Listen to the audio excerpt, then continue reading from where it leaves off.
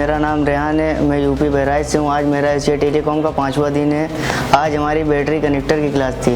Battery Jack में कितने point होते हैं मुझे आज पता चला कि बैटरी जैक में 8 पॉइंट होते हैं। मैं तो सिर्फ माइनस प्लस जानता था। और देव सर की क्लास में हमें सब कुछ बताया गया, DM DP सब कुछ बताया गया, कितने प्रकार के होते हैं सब।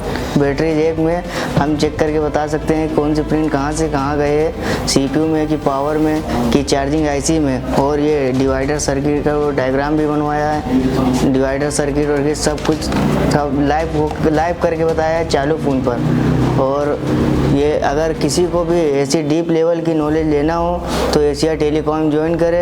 एशिया टेलीकॉम से अच्छा कोई इंस्टीट्यूट नहीं पढ़ाता है। जितना अच्छा नॉलेज यहाँ मिलता है वो कहीं नहीं मिल सकता है। और जिसको भी एडमिशन लेना हो सस्ते के चक्कर में मत पड़े, एशिया टेलीकॉम ज्वाइन करे। Thank you. Average people talk normal.